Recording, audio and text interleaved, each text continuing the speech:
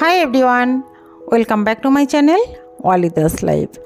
আজ আমি তোমাদের সঙ্গে শেয়ার করছি 1 কাপ সুজি ও 1 চামচ তেল দিয়ে একদম হালকা ফুলকা টেস্টি ও হেলদি নাস্তা রেসিপি। এটা বানানো খুবই সোজা, একবার দেখলে যে কেউ সহজেই বানাতে পারবে। আর দেখতে যতটা সুন্দর, খেতে কিন্তু অত্যন্ত টেস্টি হয়। চলো তাহলে দেরি না করে দেখে নেই। এখানে মেজারিং কাপ দিয়ে 1 কাপ সুজি নিয়ে নিলাম, আর দিয়ে দিচ্ছি হাফ কাপ টক দই। এই টক দইটা কিন্তু ঘরে বানানো, যে কোনো টক দই দিতে পারে। আর দিয়ে দিচ্ছি মেজারিং কাপ দিয়ে 1 কাপ জল। যে বাটি দিয়ে জল দেবেন বা সে বাটি দিয়ে সুজি দেবেন, তাহলে কিন্তু মাপটা সঠিক হবে। এবারে এখানে 2 টেবিল চামচ চিনি দিয়ে দিলাম, দিয়ে এবার ভালো করে পেস্ট করে নেব।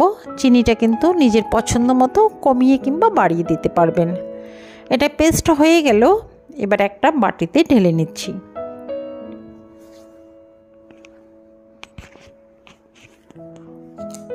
আর এর থিকনেসটা দেখে বুঝে নিতে হবে কতটা গাঢ় কিংবা পাতলা, কিন্তু বাটি মেপেই জল দিলে থিকনেসটা এরকমই আসবে। এখানে 1 চা চামচ সাদা জিরে, স্বাদ মতো লবণ, আর আমি ছোট্ট চামচের 1 চামচ দিয়ে দিলাম বেকিং সোডা, যেটা চা চামচের 4 ভাগের 1 ভাগ। অবশ্যই কিন্তু বেশি দেওয়া যাবে না, ছোট চামচের 4 ভাগের 1 ভাগ দিলেই হয়ে যাবে। আর দিয়ে দিচ্ছি 1 চা চামচ সাদা তেল, দিয়ে ভালো করে একটু ঘেটে নেব, যাতে করে সবগুলো উপকরণ একসঙ্গে মিক্সড হয়ে যায়। আর এইরকম হাত দিয়ে দেখবেন একটা আস্তর পড়লে বুঝবেন এর থিকনেসটা ঠিক আছে। এবার আমি যে প্লেটেই তৈরি করব সেই প্লেটেই সাদা তেল একটু ব্রাশ করে দিচ্ছি, তাহলে করে অনায়াসে আমার নাস্তাটা উঠে আসবে। এবারে ওই প্লেটটাই আমি ব্যাটারটা ঢেলে দেব।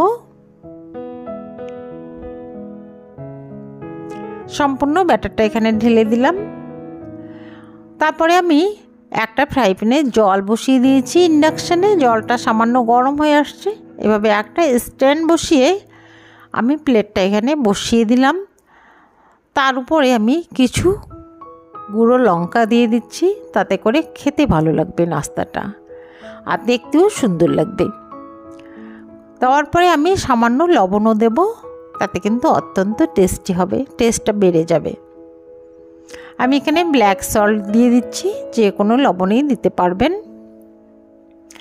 আশা করছি বন্ধুরা রেসিপিটি খুব ভালো লাগবে। ভালো লাগলে অবশ্যই একটা লাইক দিয়ে কমেন্ট করে জানাবেন। এবার এটাকে ঢেকে দিচ্ছি। ঢেকে আমি প্রথমে হাই ফ্লেমে 10 মিনিট, তারপরে মিডিয়াম টু লোতে 10 মিনিট ভাপিয়ে নেব। এটা কিন্তু আমার 20 মিনিটে হয়ে গেছে। যারা নতুন তারা কিন্তু একটা কাঠি দিয়ে দেখবে এটা স্বচ্ছ আসছে কিনা। যদি স্বচ্ছ আসে তাহলে বুঝবে হয়ে গেছে, আর যদি একটু ভেজা ভেজা আসে তাহলে দেখবে হয়নি, তাহলে আর একটু বেক করে নেবে। এটাকে এবার ঠান্ডা করে ঢেলে নিচ্ছি। একটু ট্যাপ করে দিলে এটা অনায়াসে খুলে আসবে। এটা কিন্তু খুলে আসছে। এবার আমি উল্টিয়ে দেখাবো এটা কতটা সুন্দর লাগছে দেখতে। আর এটা কিন্তু খুবই হেলদি, খুবই টেস্টি। এটা সাধারণত নামমাত্র তেল দিয়েই তৈরি করা, একদম হেলদি, যেহেতু সুজি আর দই দিয়ে তৈরি করা। এটা বাচ্চারা সকাল বিকেলে খেতে পারে, যে কোনো সময় বানিয়ে দেবেন, বাচ্চা থেকে বড় সবাই কিন্তু খুবই পছন্দ করবে। এবার আমি এটাকে পিৎজার মতো করে শেপে কেটে নিচ্ছি।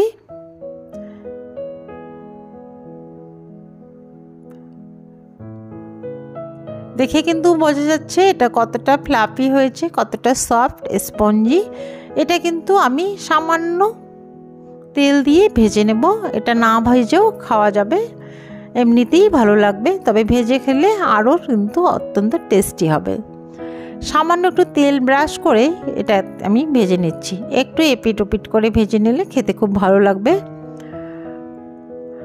বন্ধুরা রেসিপি আশা করছি খুব ভালো লাগবে। ভালো লাগলে চ্যানেলটা সাবস্ক্রাইব করে পাশে থাকা বেল নোটিফিকেশানটি অল করে রাখার অনুরোধ থাকলো,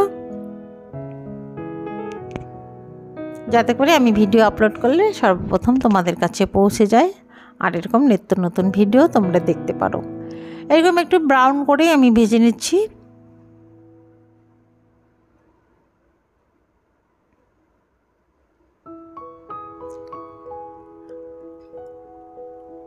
এটা আমার দুটো পাশেই ভাজা হয়ে গেছে। একটু কারি পাতা দিয়ে ডেকোরেট করে দেব, তাতে করে দেখতেও ভালো লাগবে, কিন্তু কারি পাতার সঙ্গে খেতেও ভালো লাগে। এটা কিন্তু যে কোনো সসের সঙ্গে পরিবেশন করলে খুব ভালো লাগে। গ্রিন সস, টমেটো সস, যে কোনো সস দিয়েই ভালো লাগে। এবার এটাকে সার্ভ করে দিচ্ছি। দেখেই বুঝতে পারছো এটা খেতে কতটা টেস্টি হতে পারে। একটা আমি ভেঙে দেখাচ্ছি, ভেতরে কতটা স্পঞ্জি। আশা করছি তোমাদের ভালো লেগেছে। একবার হলেও ট্রাই করবে, দেখবে খুব ভালো লাগবে। একদম কেকের মতো ভেতরটা। আমি টমেটো সস দিয়ে পরিবেশন করলাম। আজ এই পর্যন্তই, দেখাবে পরে একটি নতুন রেসিপিতে। ততক্ষণ পর্যন্ত ভালো থাকবে, সুস্থ থাকবে। ধন্যবাদ।